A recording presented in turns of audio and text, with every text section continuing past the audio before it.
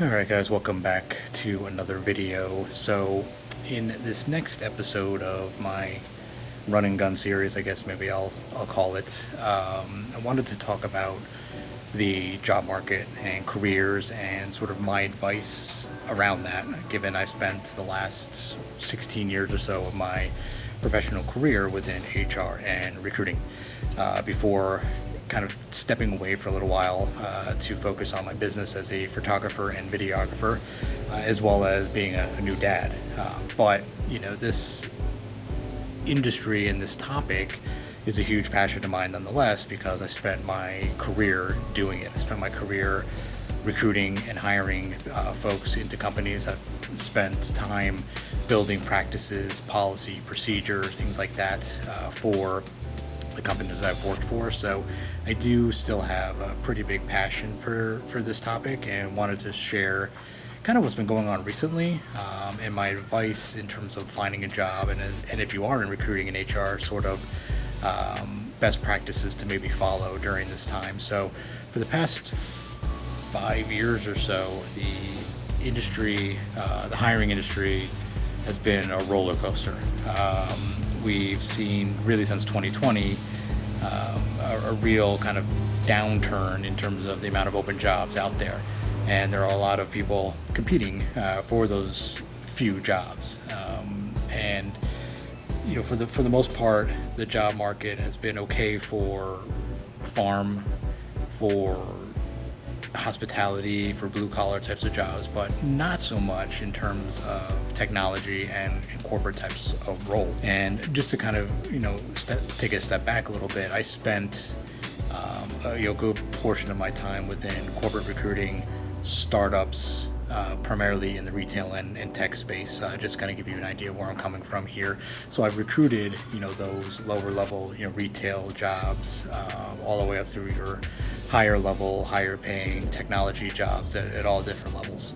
So to look at some advice when you're looking for a job, I think it's important to know that you can't just hit the apply button. You see a job, you like it, you think it's a fit, you can't just hit the apply button. You have to do a little bit more than that, especially if you are in the profession of being a marketer, product, recruiting, those types of jobs.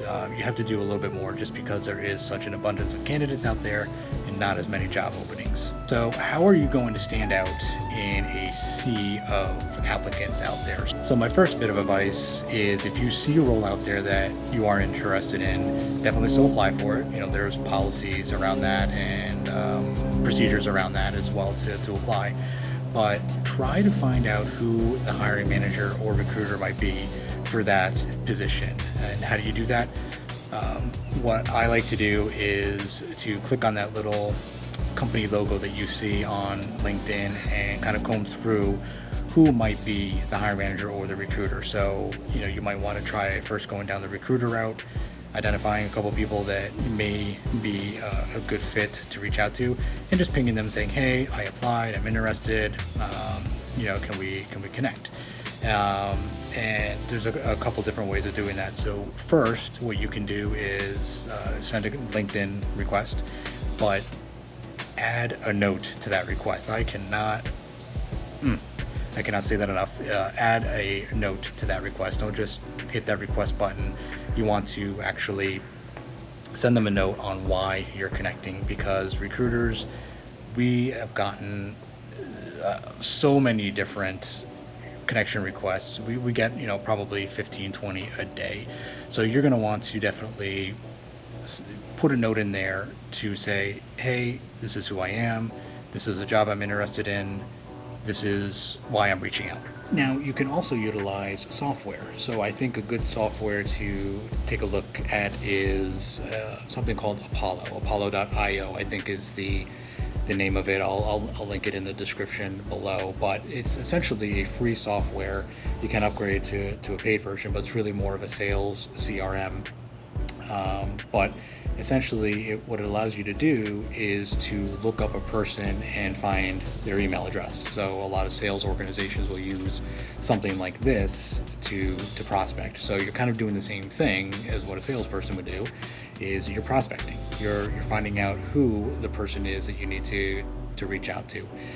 They also have a Chrome extension, so if you're on LinkedIn and you're on the person's profile, you see a little tab on the right hand side. If you expand it out, you can hit find email address, and 9 times out of 10 that email address will pop up. Copy that email address, open up your mail client, send them a note, attach your resume, and hopefully that person will respond to you. Now there might be an instance where you're on LinkedIn and you see somebody post that they're looking for XYZ job, comment below or DM me. I wouldn't even bother commenting on the post, because that person's likely going to have 100 comments, and after the first maybe 10, they're not looking at those comments anymore. So send that email or DM, or however you want to phrase it, but also utilize what I mentioned before in terms of the connection request with a note, and also using Apollo or something similar to find their email address. So from a job seeking point of view, those are a few things, a few bits of advice, if you will, that may help you out in terms of finding your next position. Now, to kind of flip the script here on the other side of the desk, I kind of want to give some advice and best practices if you are a recruiter, hiring manager, HR pro, when it comes to hiring. Now, on the flip side, and I'm going to get a little bit critical here on a couple things, is if you are a recruiter and you post onto LinkedIn that you are looking to hire for XYZ job, whatever it might be, send me a in-mail if you are interested. Make sure your in-mails are set to open, right? So not everyone has LinkedIn Premium. Therefore, not everyone can reach out to you via in-mail if they don't have LinkedIn Premium, because it doesn't allow them to if your in-mails are not open. So make sure those in-mails are open, especially if that's how you're instructing people to reach out to you, because otherwise it makes you look a little bit unprofessional and like you don't really want to talk to people. So keep those in-mails open, right? Now, on top of that, if someone does email you, in-mail you, take the time to actually reach back out to them. Do not ghost them, because that is probably the most unprofessional thing you can do. And unfortunately, I'm seeing that a lot these days with recruiters and hiring managers, is they're just simply ghosting people, especially, maybe not especially, but even the people that are reaching out to them, directly.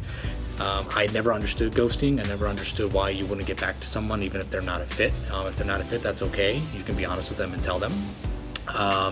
But moreover, there might be that diamond in the rough there that reaches out to you. That might be that perfect candidate for the position that you've been looking for, and you're not getting back to them, but yet they're coming to you. They're essentially being handed to you on a silver platter. So don't ghost people. Even if you don't think they're a fit, get back to them and say, hey, thanks for replying. Unfortunately, I don't think you're a fit at this time.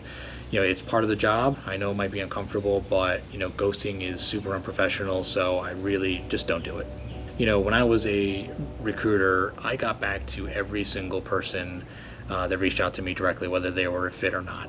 It's just a professional thing to do. They appreciate it, even if it's not a fit. They still appreciate you reaching back out. I've had several people actually tell me directly that they appreciate me reaching back out to them, because not everyone, I should say, dare say, most people don't. So I always got back to everyone, no matter the circumstance. It's just, as a recruiting professional, it's the right thing to do.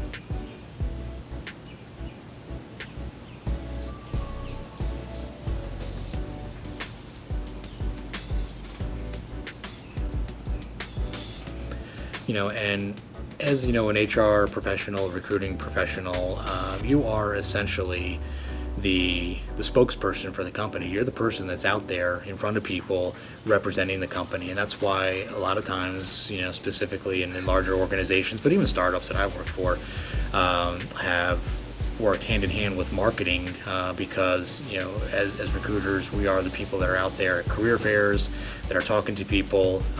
So it really behooves us to kind of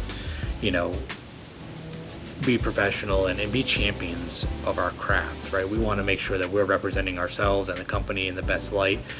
So the more you do to champion the company, to champion yourself, the better it is. I know rec loads can get crazy, applications can get overwhelming, 115, 200 applications, to one position, but it's really important to stay, true to yourself, and stay, as professional as, a recruiter that you can be, and make every effort. And it goes a long way for job seekers. They really appreciate it. I know me as a job seeker in looking for roles, it really impresses me.